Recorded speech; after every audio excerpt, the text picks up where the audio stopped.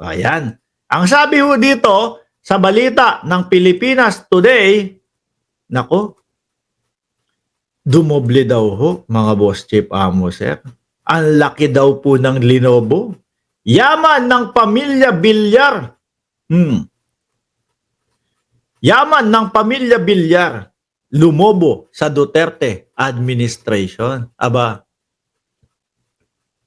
kung pag-uusapan lang ho, mga kababayan, Duterte administration, sa Bilyar ho, naku, nandiyan ho yung tahimik na si Mark. Di ba? Desiree 888. Oh, si Mark natahimik lang. Nung panahon ho na kakatapos lang ng tulay. Aba, kanya-kanya silang post, kanya-kanyang pagmamalaki, mga bossing, no? Tatak Duterte. Yung tulay na bumagsak lang recently. Tatak Duterte. Ganon, di ba? Doon bumagsak na ho, mga kababayan, hindi na daw po Tatak Duterte. Iba na daw po. Si Bongbong Marcos na daw po ang may pagawa. Si Noynoy Aquino na daw po ang may kasalanan. Hindi na daw po sila. Pero matibay yung Mark. Yung Mark Villar, matibay ho. Hanggang ngayon, tahimik lang. No? Samantalang nung panahon, nung kakagawa lang, aba, build! Diba? Build! Ayabang oh. Ito ang Tatak Duterte. Tapos ano sabi nila? Ang palabas nila, 100 mahigit ang proyekto ng build. Nung matatapos na ho yung termino ni dating Pangulong Duterte, kundi ho ako nagkakamali, T13. T13. Yung yung natapos doon sa build nila. Oh, build. 13. Iyo ba, mga kababayan? O, dito tayo. Pamilya Bilyar, meron ho silang representative ngayon sa Senado. Si Camille. Di ba? Si Camille, mga kababayan. Kaya lang, parang ang napapansin ng sambayan ng Pilipino ay yung problema po sa prime water. Nasabi nga ni OG Diaz, huwag ka nang mangako na magbibigay kayo ng mga palupa. No? Kasi mas kailangan yung asikasuhin, ayusin, yung problema sa tubig. Madaming nagrereklamo doon sa prime water. Diba? Madaming mga kapwa natin Pilipino, yung sinasabi, nahihirapan sila doon sa prime water ninyo. Yun ang napapansin. Kaya ho, mga kababayan, yung Camille Villar naman po, kahit 1 bilyon na daw po ang nagastos sa kampanya, nandun pa din po. Naglalaro ang pangalan niya sa 12 hanggang number 18. At eto pa, nung isang kanina, kailan ba yun? Kagabi lang, na i-vlog natin. Di ba? Na sila, masasabi ko na kawawa sa kanila yung mga farmers.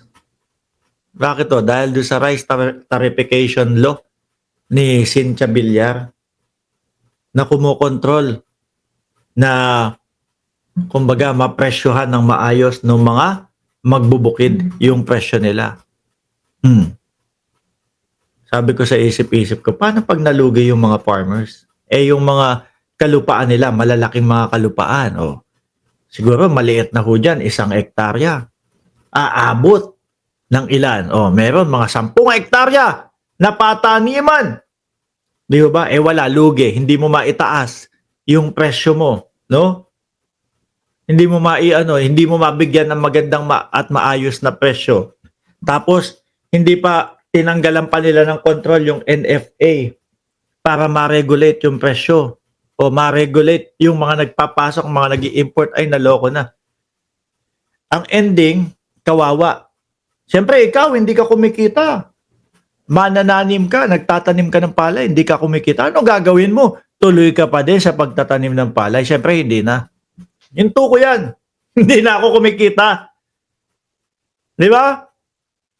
Bakit ko pa itutuloy yan? Magpapagod lang ako tapos Ang kita ko wala. Benta ko na lang yang lupa ko na yan. Tapos maghanap ako ng ibang negosyo. 'Di ba? Maghanap ako ng ibang negosyo. Sa tingin nyo, sino kaya bebenta mo na yung lupa mo, ilang hektarya yan? 10 po eh. Sige. Baka may mga bumili. No? Baka may mga bumili. Kaya ibinenta dahil nga doon sa rice tarification law, mga kababayan, nalugi yung ating mga farmers. Baka may mga bumili. Sino kaya ang bibili? Anyway, eto sabi dito, yaman ng pamilya Villar lumobo sa Duterte administration. May question mark naman mga kababayan, in fairness naman, no? Hindi na ikinagulat ng economist, no, na si Sunny Africa ang pagbibigay suporta ng pamilya Villar kay dating Pangulong Rodrigo Duterte na nakapiit ngayon sa dahig. Ang masasabi ko dyan, mga boss, chief amo, sir, napakasimple lang Biruin mo, nandoon ka na sa alyansa. At karamihan ng pasok doon sa survey, nasa alyansa. Diba? Tingnan nyo yung Tito Soto, yung Benhur Abalos, at yung iba pa pong mga nasa alyansa.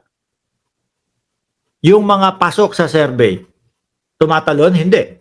No? Kasi, ang napapansin, malamang, nung mga Villar, ang laki na ng nagastos natin, bilyon na Pero hindi pumapasok yung pangalan ni Camille Villar sa survey, sa top 12. No? Sige. Makiano na tayo doon sa Duterte. Baka iniisip ng mga DDS kasi, maka-admin tayo kaya hindi binoboto si Camille. Wala nang magawa. Sige, maki-Duterte na tayo. Pero alam naman po natin, mga Duterte pa din ito. Dahil nga yung pagkakadala kay dating Pangulong Duterte doon sa dahig Sino unang mga nagsalita? Cynthia, Manny, si Mark na tahimik doon sa bridge. Pero pagdating ho dito sa pagkaka-aresto sa dating Pangulo, nakapagsalita. Di ba? Sa kasagsagan ng pangangampanya ng mga kandidato kabilang si Las Piñas City Representative Camille Villar. Yun yung nakikita ko kung bakit tumalon niya mga yan. Para ipamuka doon sa mga DDS, sa mga utu-uto na, Duterte din kami. Iboto nyo din kami. Tingnan na natin kung magbabago, no?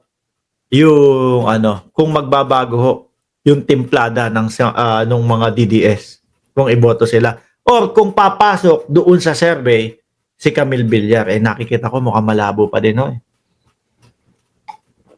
Mukhang malabo pa din mga kababayan. Alisin ko na to.